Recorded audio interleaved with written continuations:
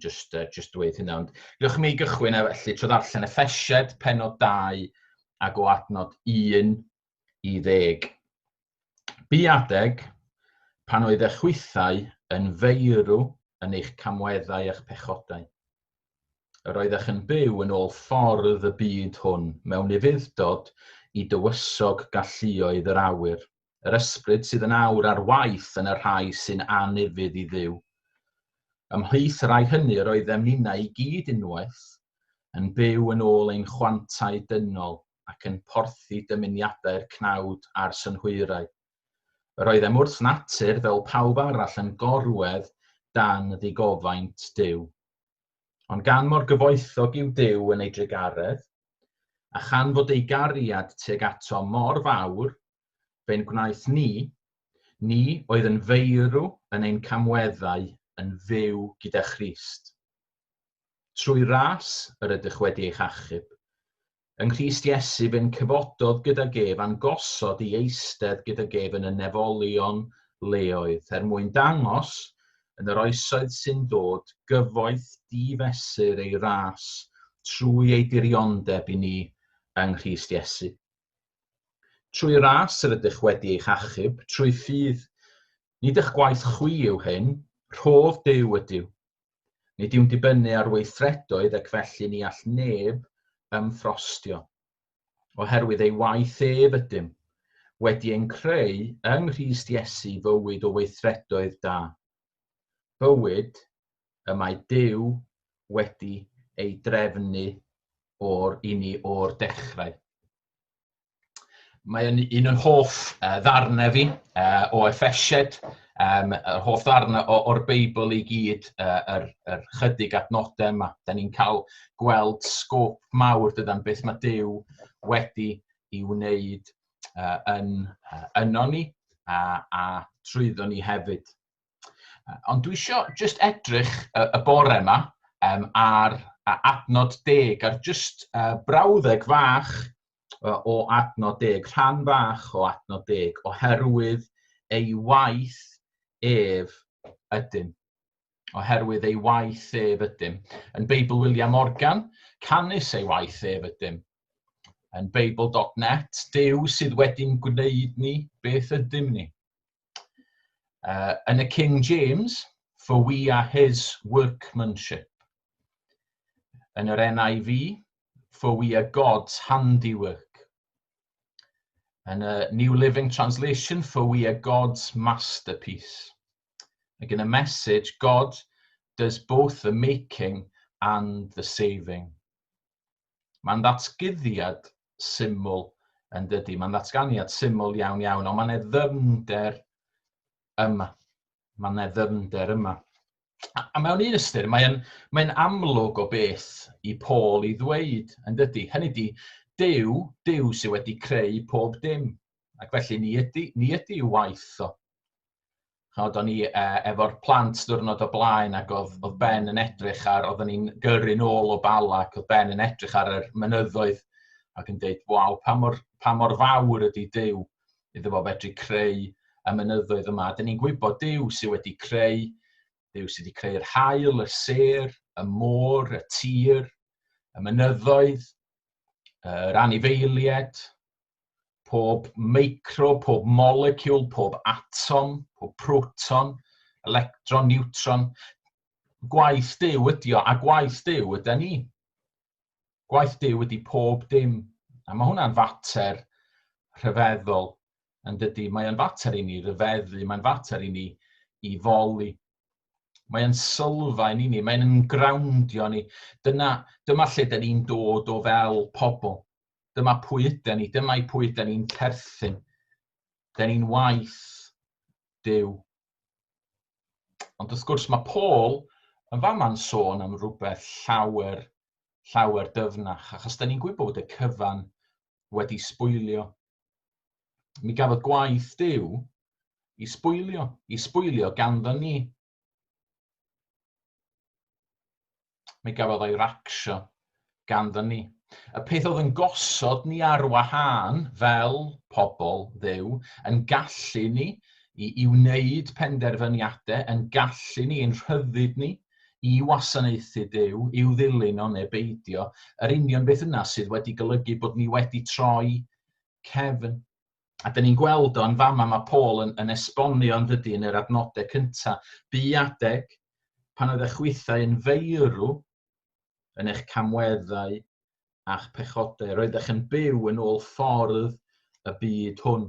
Os ydych chi'n gwylio yr awr i'r blant, ac mae yn sicr werth gwylio awr i blant, fod y teitl chydig bach yn gamarweiniol, achos dwi'n meddwl 41 munud i blant ydi o. Ond mae'n ffantastig o beth, o raglen i wylio, a maen nhw'n esbonio yn fanna. Mae Griff, y model bach, mae'n ddarlun rili effeithiol i ddangos i'r plant beth oedden ni. Oedden ni'n farw. Oedd byd perffaith Duw, oedd creadigaeth perffaith Duw wedi cael ei sbwylio ynddo ni. Dyn ni mewn mes ofnadwy. Pan nath Afa ac Efa bechu, mi ddaru'r byd ma jyst dorri. Yn ddiweddar, dwi wedi bod yn gwylio chydig bach o clips ar YouTube. Dwi'm yn gwybod sut nes i ddechrau cael mewn iddo fo, nath o bopio fyny, dwi'n meddwl, ar yn sgrin Facebook i, o gŵn.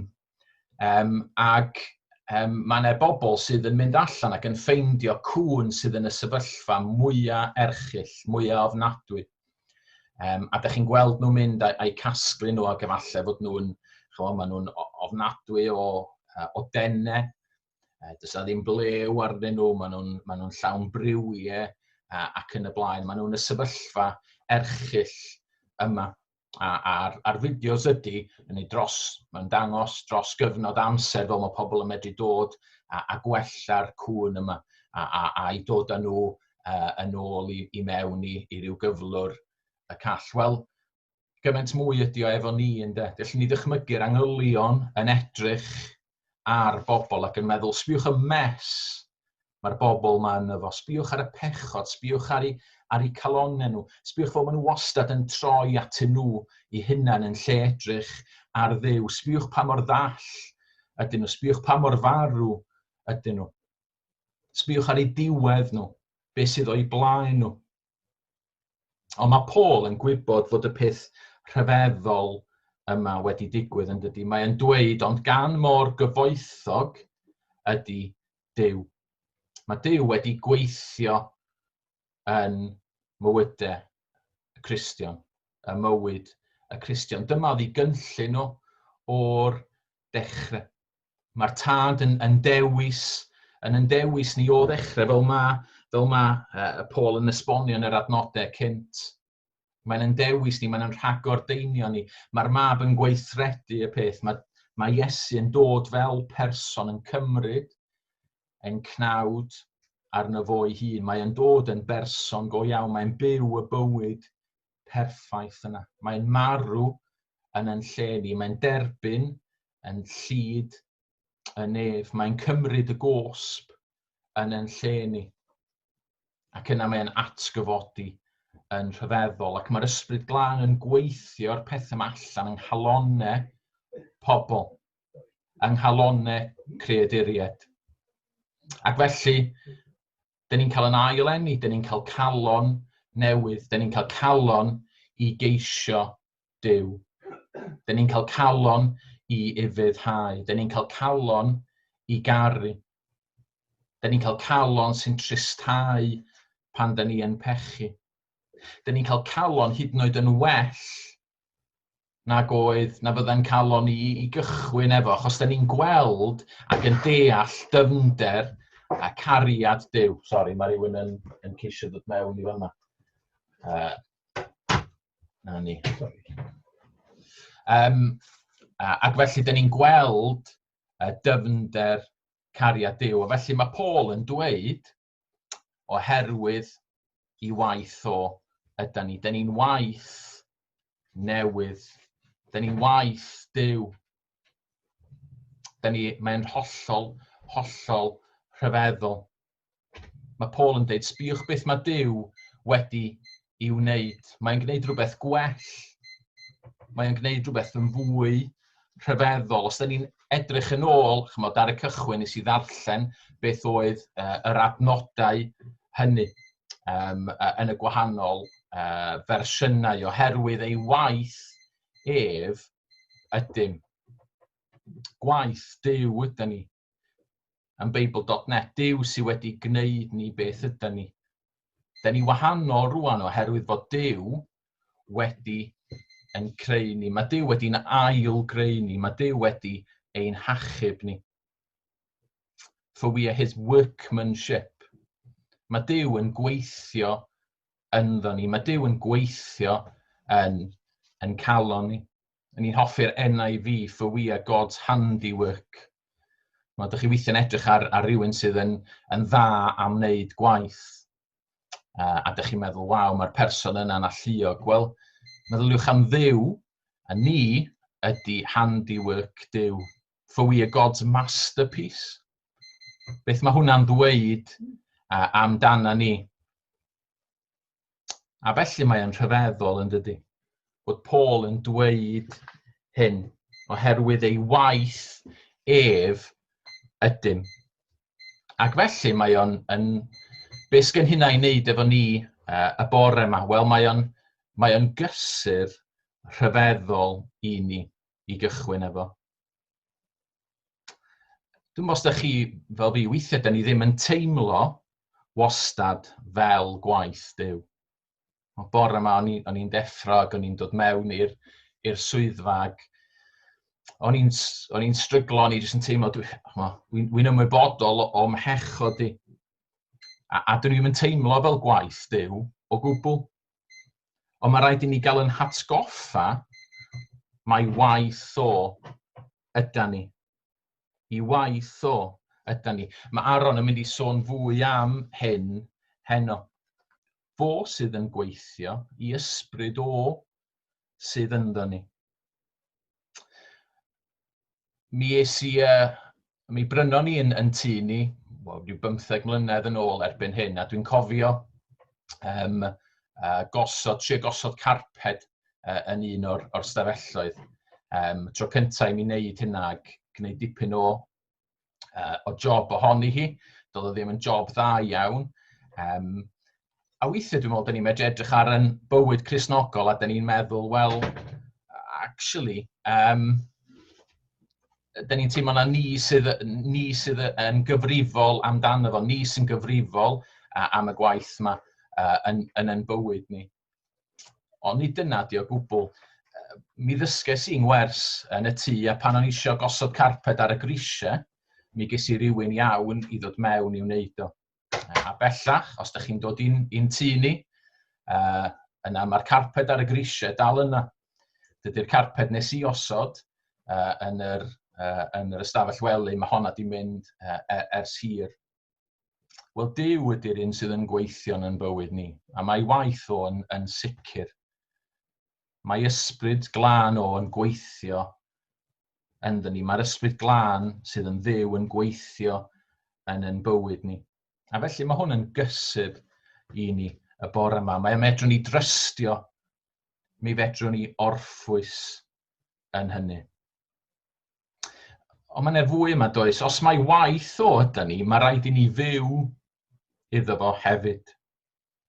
Mae rhaid I ni fyw ynddo fo hefyd. A mae'n ddwy agwedd I hyn.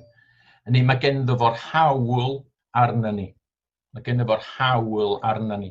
Wythnos diwetha, wythnos cyn diwetha, ges I Bryn y Groes a cael chydig o ddyddiau yna, a ges I wneud rhywbeth dwi wastad wedi bod eisiau wneud. Ges I eistedd ar yr ride on mower.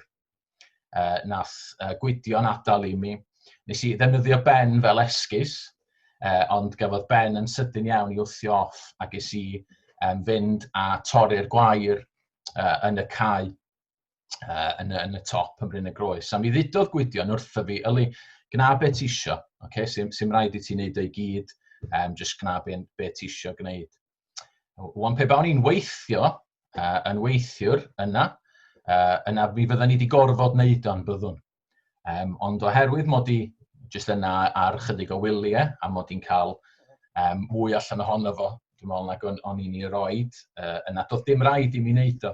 Ond mae'n elfen, fel Cristnogion, mae angen i ni weithio i Dduw. Da ni'n blant i Dduw ydyn, ond da ni'n weision i Dduw hefyd. A mae rhaid i ni sylweddoli hyn, nid yn bywyd ni ydy'n bywyd ni bellach. I waith o ydyn ni. Ac felly mae rhaid i ni weithio i Dduw. Ond ochr arall y geiniog i hynny ydy, da ni isio yn dydyn. Da ni eisiau gweithio allan o gariad. Mae Duw wedi'n hachub ni. Da ni isio dilyn i ewllys o. Da ni isio gweld Crist yn cael ei ogoneddu. Da ni isio gweld o yn llwyddo. Da ni isio byw bywyd o weithredoedd da, fel mae Paul yn ei ddweud yma. Rhaid i ni fyw iddo fo. Ond yn olaf, ac fel oedden ni'n gweld neithiwr yn y cyfarfod, mae rhaid i ni drystio Duw yn y gwaith hefyd, oherwydd gwaith Duw ydi o. Da ni eisiau gweld pobl yn cael eu hachub yr wythnos yma, da ni eisiau gweld pobl yn cael eu hachub y misoedd yma, da ni eisiau gweld pobl yn cael eu hachub trwy Gymru yn dydan.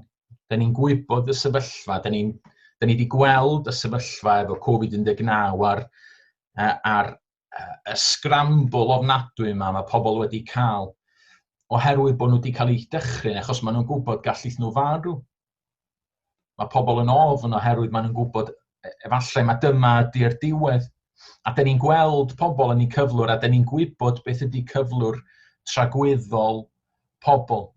Da ni'n gwybod beth sy'n mynd i ddigwydd i bobl sy'n marw tu allan i Grist. A da ni rili eisiau gweld pobl yn cael ei achub. Da ni eisiau gweld gwaith Duw yn mynd yn ei flaen. Ond mae rhaid ni gofio mae gwaith Duw ydi o. Mae'r pobl yn farw, yr fath ag oedden ni yn farw, a dim ond Duw sydd yn medru gweithio. Dim ond yr ysbryd glân sydd yn medru agor calonnau. Dim ond yr ysbryd glân sy'n medru dod ar rywun o farw i fod yn fyw. A felly mae'n bwysig bod ni yn gweddio. Mae'n bwysig bod ni yn dod at Dduw. Mae'n bwysig bod ni yn gofyn iddo fo weithio. Mae'n bwysig bod ni yn gweddio oherwydd bod ni'n dangos bod ni'n pwyso yn llwyr ar Dduw. Nid ar ni'n hunain, nid ar yn doniau ni, beth bynnag ydy heina, nid ar yn gallu ni, nid ar yn motives ni. Da ni ddim yn dibynnu ar ddim byd o gwbl, dim ond ar gariad rhyfeddol Duw. Ac felly fel mae Paul yn dweud, oherwydd ei waith ef ydym yn gwaith o da ni, i waith o fydde achub unrhywun. Ac felly dyna pam da ni'n dod at yn gilydd fel yma i weddio.